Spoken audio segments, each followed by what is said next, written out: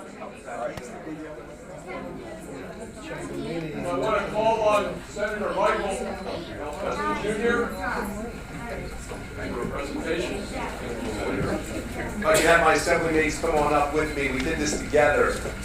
So folks, this is really a momentous day. We were here at the groundbreaking, and it's wonderful to see such a gorgeous, beautiful building right here in downtown Millville that is, replacing what used to be the Millville Library and is now the Millville Library. We did a little bit of history. And the Millville Library was first established in 1864, and I'm taking a look at Judge Forrester back there. His wife was the librarian here for how many years? Quite a few, I know that. And in my family, libraries and books are so important. My wife is a school librarian, and she's actually envious of me being here today because she's carting our kids around so that I could be here today with my running mates and band mates in Trenton, Assemblyman Antoine McClellan and Assemblyman Eric Simonson.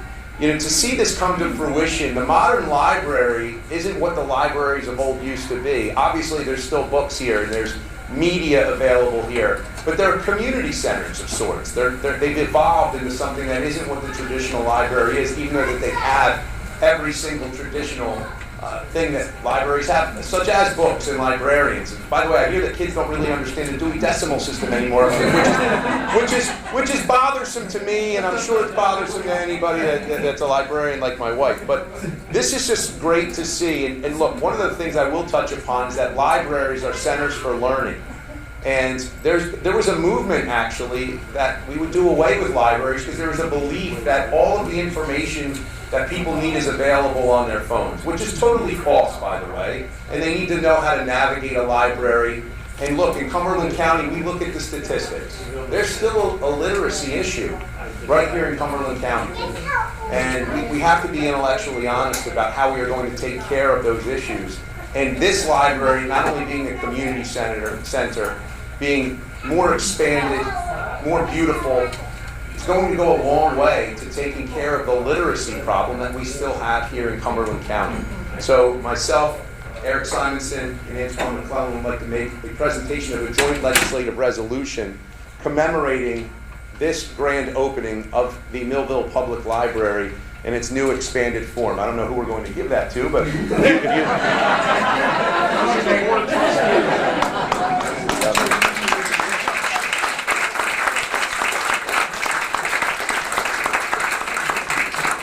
And this will go a long way. I mean, it's wonderful to see that you've stuck to it for how many years to make sure this day arrived? 159.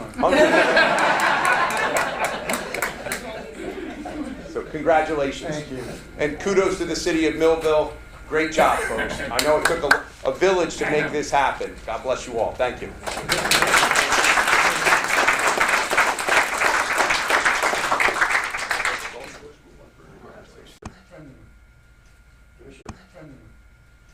Commissioners?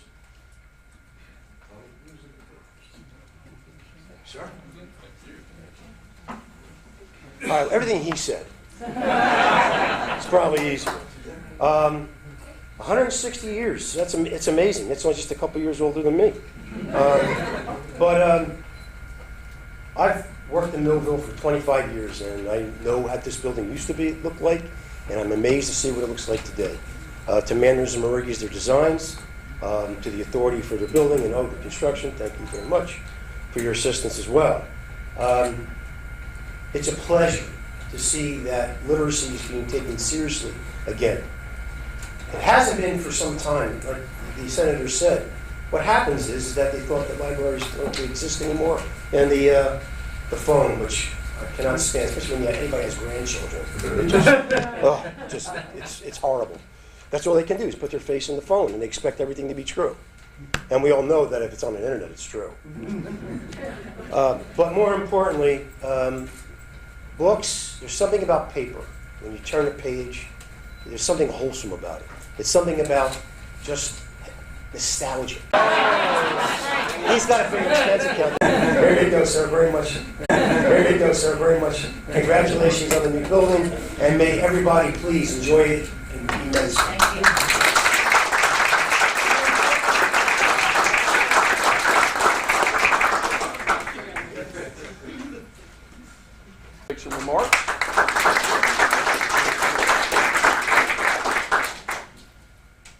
Welcome. This is such a wonderful time to be here in the city of Millville. As you have heard, the library's been here for many, many generations, and for the future, many more generations. Just as my fellow leadership has said, not many years ago, we thought the libraries were going to be gone.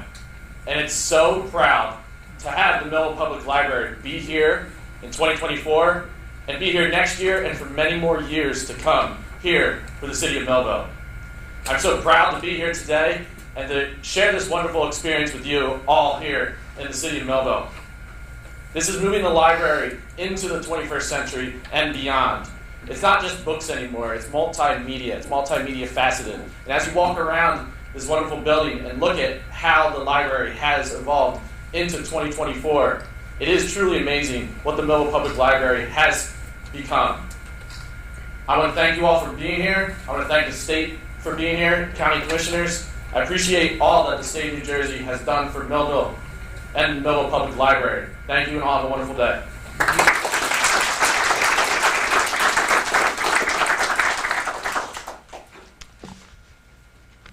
Another friend of the library, not just our architect, Larry Marigi, and Larry's wife Susan, who is here today, was for many years our children's services director, reference librarian. So, Larry, there you are.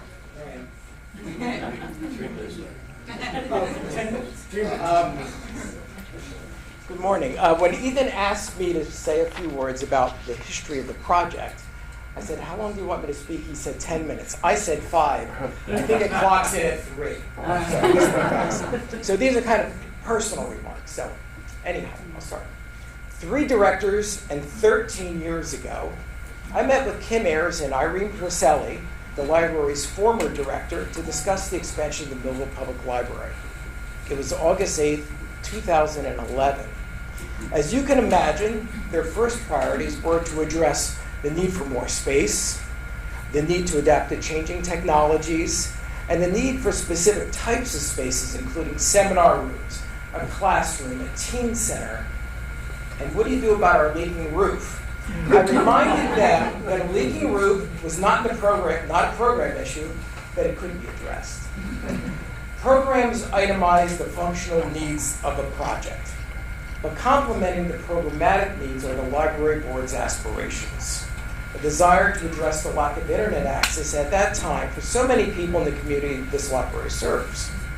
The desire to strengthen its position as a community hub, and wanting the Millville Public Library to continue being a source of pride for the city.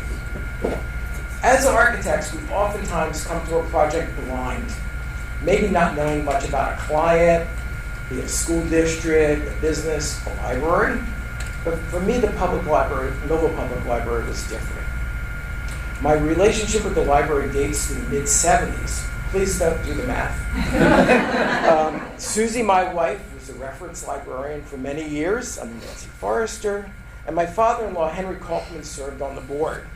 So I knew the building well. Besides borrowing books, I saw many wonderful art exhibits in the Gant Room, which we're in now, attended lectures and performances. The Millville Public Library at that time was truly a hub of community activity. So, soon after our first meeting, we developed the program more fully and discussed everything from the size of rooms to the location of the main entrance, from how high the shelf should be in the children's area to the possibility of lending tools. I must say the idea of lending power tools and chainsaws was floated. I gently brought up code issues, not to mention liability insurance, and I see Mit's Insurance is here today. But everything was on the table. Finally, in June of 2013, we were approved to start the design. At that time, one of my partners, Ron Corden, took the lead as project architect, and we brought other consultants in, including Frailinger Engineering, who did the site design. Some facts about the design.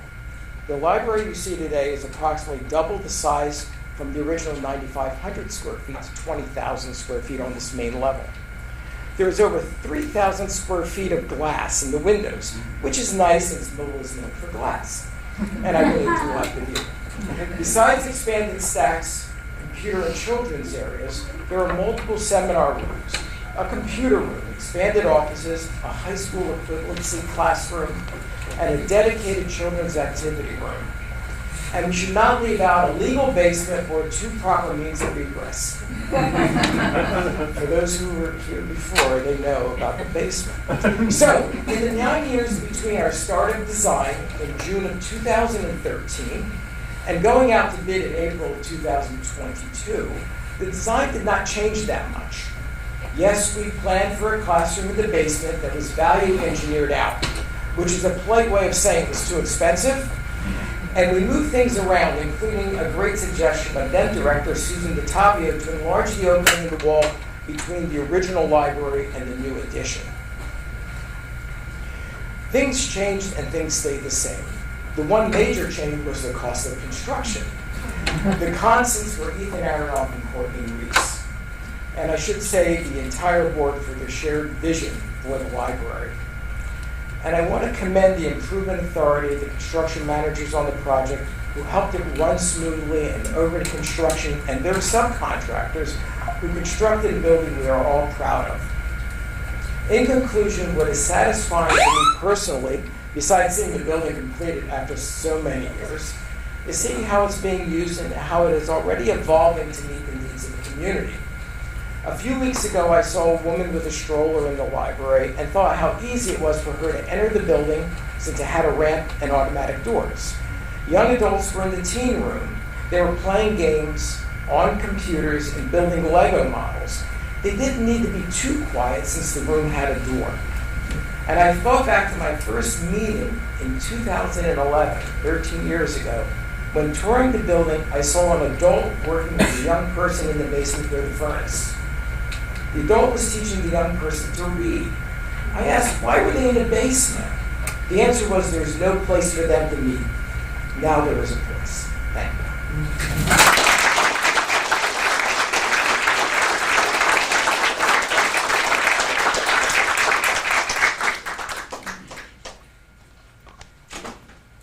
you. And last, but certainly not least, our long-serving, long-suffering, and hard-working board president, Ethan Aronoff.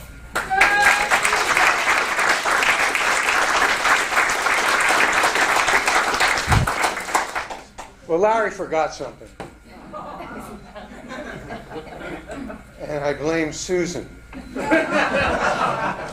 Because one of the things I learned in this project is something she brought to my attention. And she said that in New Jersey there's something called a SWAT team of librarians who will come to your library and go over your plans to tweak them. So it kind of surprised me when the prospect of the SWAT team coming in. But I thank Susan for that. And my understanding, because I haven't been on the board forever, about 20 years ago, the board started discussing expansion. They thought that we were out of space, out of code, and out of date in so many ways. So their discussions started about 2004 maybe. And the board all that time had the will, but not the wampum. And that's what was holding us up. We got a start on it, but we got this phone call from Jacqueline Carley. She wanted to meet with us.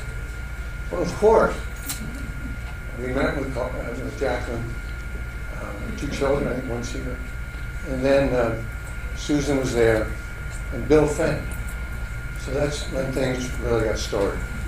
They always say your first million check that I held was tremendous. And it really got us started and centralized. I want to say that I want to do a series of thank yous. In fact, I have 946,691 thank yous. Now, that will all become clear in just a few minutes. Our board members, past and present, they say you stand on the shoulders of those that came before you. And I would like to cite Charles Gant, for whom this room is named after. He's the one, his leadership, I should say, and his board, got us out of the 1857 Millville National Bank, which is now the Historical Society, over to where we're sitting right now. And that was a leap of faith on his part and other people. But they did it. They got over here. And board members present, because we had the will, but like I said, we finally got a hold of the wampum.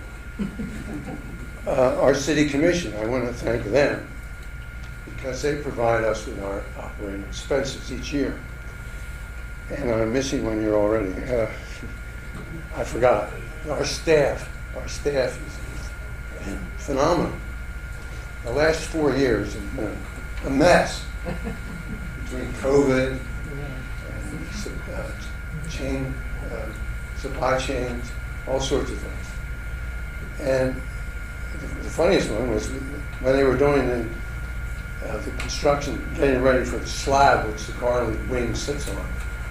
They found a pipe that went from somewhere up Pine Street. And I think it might have ended at the river. I'm not sure what the outcome of that was. But they were afraid to cut it out because they were afraid electricity would be gone on the west side. So that was exciting. And it took us several weeks to get that ironed out. And I don't blame the contractor at all. It just was a headache.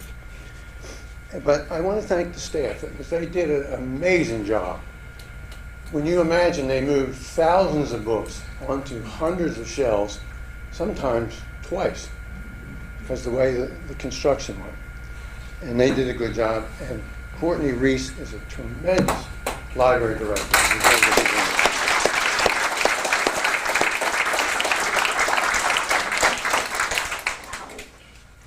Our friends at the library, I want to commend them and thank them.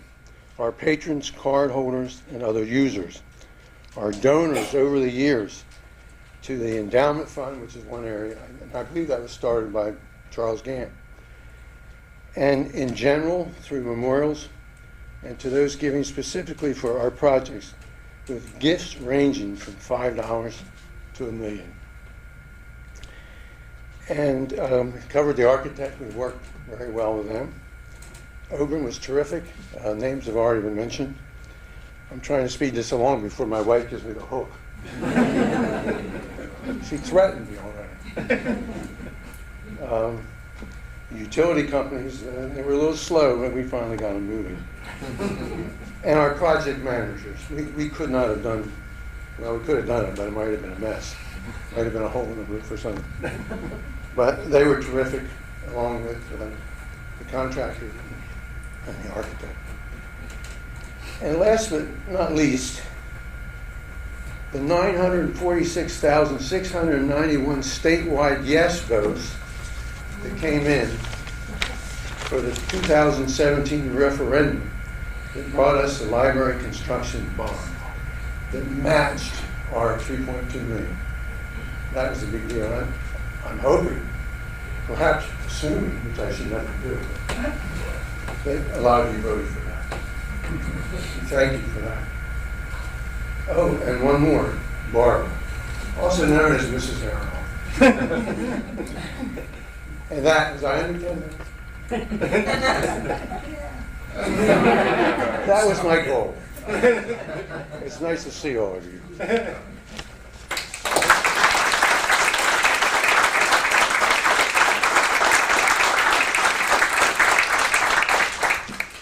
I'll be the first to nominate Barbara for sainthood. She's been nominated several times. You want to speak? Please come up. Please come up. So, not your last but not least, certainly. Yeah. So, Mr. Harrington, Bradley Harrington, and Susan Catlett Oxendine. I was wondering because when we got the grant, you weren't allowed to say anything. I think that. First, right? Yeah, so wait till it's official. I'm glad. Well, good afternoon, everybody. We'll keep this brief. I'm Brad Harrington, my colleague Susan Catlett, from New Jersey State Government. Please no booze. You don't need to applaud, but we're here to celebrate along with you because this is a momentous day. We don't often get to come to places that are the fruits of the labors of the dollars that we distribute. And this is one of them, and this is tremendous. So you should all really be proud. So I don't want to add too much to all the kudos because we're not local. We feel local though, and I will say that through Holly City Development, I've been blessed and happy to be coming down here periodically since 2014. So love Millville, really happy about that. So I'm just going to throw a couple of numbers at you just so you get an idea. Thank you for citing that library bond amount. I knew there was other state money, I just didn't have that figured out. But between... It took a long time to get it. I will say that was not my doing. I'll tell you that. So the elevator, and I'd like to see this elevator, came through a special initiative called Community Capital Needs. Perhaps you slightly remember that in the state budget, I don't. And that was a $920,000 grant. So we're glad to have provided that. And although he's not here, I will tell Jeff Bueller, who was the head of that program at the time, about this momentous day. And, okay, there's a recognition. And then through the Neighborhood Revitalization Tax Credit Program, that's where Susan is my staff, and I was the staff of it for years, and how I met Heather Santoro. And Paul Dice, I know he's not in the room, but he preceded Heather. We awarded Holly City just under $800,000, and $250,000 of that went toward this beautiful building. And the money from that actually didn't come from the state coffers directly. It came from Ocean First Bank, TD Bank, and Holman Enterprises, because of the way the program works, they contributed, got a generous and wonderful state tax credit. I shouldn't say wonderful, I'm a state employee. They got a state tax credit, and the monies from that came here. So congratulations, and Susan, a couple words for you, please. Sure. It is my privilege and pleasure to work with Brad in both the Neighborhood Revitalization Tax Credit Program, NRTC, and the Neighborhood Preservation Program. And we work here with Holly City, and Millville. And it is a wonderful thing. It's one thing to sit at your desk in Trenton and, pay bills and send you checks and help you out with your grant in our crazy system we use. But it's definitely another thing to come here and see it and just see what happens. And that's actually what happened. I was not a person involved in community development at all when I started with community affairs. And it was attending an event like this, the bug bit me, and it's just the most gratifying thing. So I thank you for having us here today to see the fruits of your labor. And I'm sorry, I have nothing more.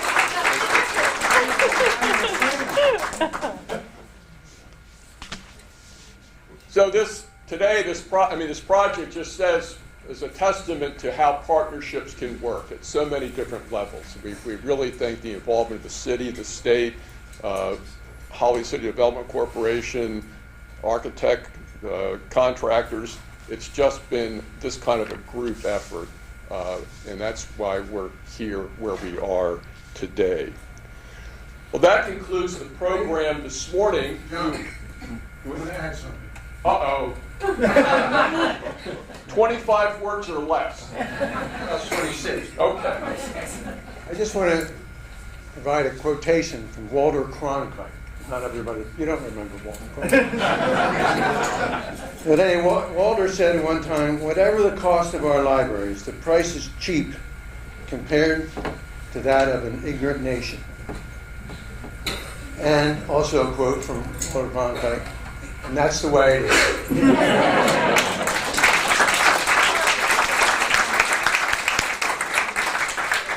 Once the most trusted man in America, Walter Cronkite. So now you're invited for refreshments. The children's activity room is actually where the children's activity room used to be in the old library. Roughly the same space, but it's out this door, and you're going to kind of move to your right. And again, starting at noon, but would be the dedication of the decorative brick wall out on Buck Street. Thank you all for coming today.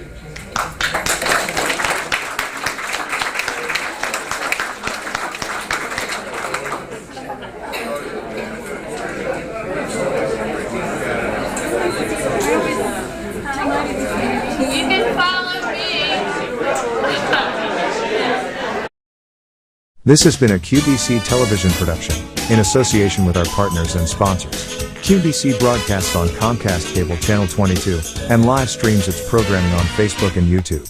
All rights reserved by Quinn Media and QBC, programming that serves the South Jersey market.